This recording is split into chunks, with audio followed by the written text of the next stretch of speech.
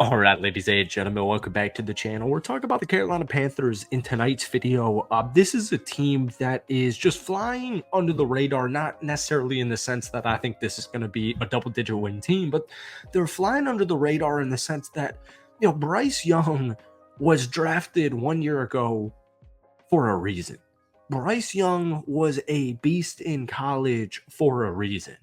And I gotta say, the Panthers went 2-15 last season for a reason, and that reason was not named Bryce Young. So I understand, you know, not necessarily pessimism, but lack of optimism with this team. Now, if you are a hardcore NFL fan, or especially if you are a Panthers fan, you're definitely keeping an eye on this team because Bryce Young actually looked really solid. We saw just recently, week 3 drive, 6 for 8, 70 yards and a touchdown.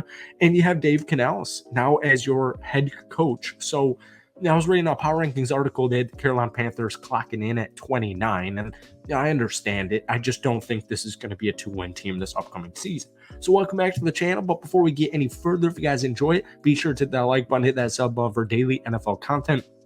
I need to ramp up my Panthers videos severely because I think this team is vastly underrated. And also shout out to BetUS for sponsoring this video. So, once again, Bryce Young was the #1 overall pick a little over a year ago in the 2023 NFL draft. He was drafted there for a reason. And when you take a look at the Carolina Panthers, they're coming off a 2-15 record. They had a rookie quarterback. And folks, the offense cracked 20 points 4 times. I think you cracked 30 one time, or I actually don't even remember if that was 30 against my Green Bay Packers. But I'm a little bit biased because I'm a Packers fan, and I remember watching Bryce Young and that Carolina Panthers team towards the end of the season almost upset, the Packers, who ended up making the playoffs and losing to San Francisco in a nail-biter. But you made a multitude of different moves this season to bulk up the offense, and I'm mainly highlighting the offense in today's video, or tonight's video, because the defense can do whatever the hell it wants. And I think that the defense is littered with a bunch of young studs. And I'm looking at cats like Derek Brown, who, because the Carolina Panthers' lack of success in the last couple of seasons, I think this is one of the most dominant defensive linemen in the National Football League. It just got extended, and I think it's a really good indication of how underrated or underrespected this defense really is. You bring in Jadeveon Clowney, you still have Shaq Thompson, you bring in Josie Jewell, JC Horn, freaking stud, Xavier Woods, Jordan Fuller's brought in. It's a really intriguing defense, but I want to talk about the offense primarily because, offensive line additions, wide receiver additions, whether that was draft or trade. But, the only thing I care about. All right, guys, before we get back into this video, once again, shout out to BetUS for sponsoring this video. They're offering 150% bonus on your first 3 deposits, up to $2,000 with code YouTube150. And I want to show you guys step-by-step something I'm keeping my eye on. This is hardcore here. We're going to scroll down from football. We're going to go down to NFL divisions. And I just want to say I'm more bullish on the Carolina Panthers than a lot of more other people, NFL media, what have you. If we go to the NFC South, the Carolina Panthers, their odds to win that division is plus 1,100. So it's definitely something I'm keeping my eye on. It's got me licking my chops here. Once again, shout out to BetUS for sponsoring this video. They're offering 150% bonus on your first 3 deposits, up to $2,000 with code YouTube150. Let's get back this upcoming season. And I think the only thing Panthers fans should really care about this upcoming season is you have to give Bryce Young all the opportunities or all the options in the world to give him suitable opportunities. And I mean that in the sense of, let's see if he's the dude, right? Because last season really was just a wash. So Carolina trades for Deontay Johnson, and he was immediately going to be wide receiver #1. He posted a 77.9 PFF grade last year. That was actually 25th in the National Football League. And if you remember that Steelers offensive last season, it was going off the dome here. I think it was the 4th worst offense in the league, 5th worst passing offense in the league. You ripped Kenny Pickett, Mason Rudolph, and Mitchell Trubisky. And nobody really had a fair shot in that wide receiver room. George Pickens did have a nice little season there. But Deontay Johnson is still a really good wide receiver. It's just an extremely down year because of that trio of quarterbacks. So they also bring in Robert Hunt Damian Lewis for your interior offensive line. This is extremely important considering Bryce Young is a smaller, shorter quarterback. And most importantly, you hire Dave Canales to be your new head coach.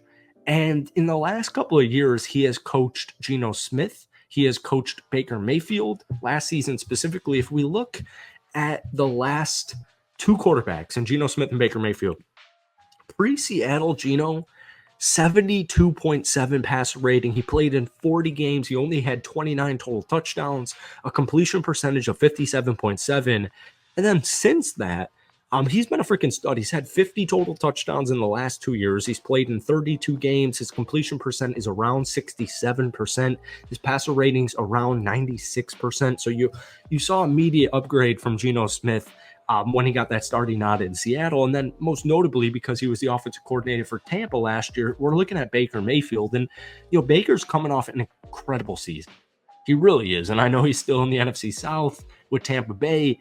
But last year, he played in 17 games. He had a completion percentage of 64.3. He threw 28 touchdowns, only 10 interceptions, and he had a passer rating of 94.6. So the point just is, you surrounded him with weapons. We'll get into Xavier in just a second here. But most importantly, you bring in Dave Canales as your brand new head coach, all right? Keep in mind as well, the Carolina Panthers last year were obliterated by injuries. They lost 120 player games. That was the third worst in the league. Also, some intriguing notes. This season, really easy schedule, all right? It's 10th overall, and 9 out of their first 10 games are against teams that had losing records last year. We look at week 1 against New Orleans, already calling the upset right here, right now. I think Carolina's going to take it over the Saints in week 1, just less than 24 hours from now. And I was reading an article on The Athletic from Joseph Pearson, and he was outlining some stuff about Bryce Young's year 2 kind of skyrocketing, his year 2 bump. And I saw this quote from Adam Thielen. And he said this, he noticed something different about Bryce Young when the team started its offseason program in April. So we're not talking OTAs. We're not talking preseason. We're not talking a week ago. We're talking about April. He said this quote, "I saw it the day he got back here for OTAs. You could see his mindset, his energy, his confidence, and I think his ability to just be himself. It's difficult at times to be yourself when you first come into a new place and a new league. You're just trying to survive instead of being able to truly be yourself." So, obviously 15 losses, the highest mark in the National Football League last year, a league low passer rating, a franchise tying 62 sacks. I think that just kind of gives you an indication of how dysfunctional that offensive scheme was, the coaching, the offense in general. And then we saw an interesting anecdote here that history suggests young production will bump up in year 2.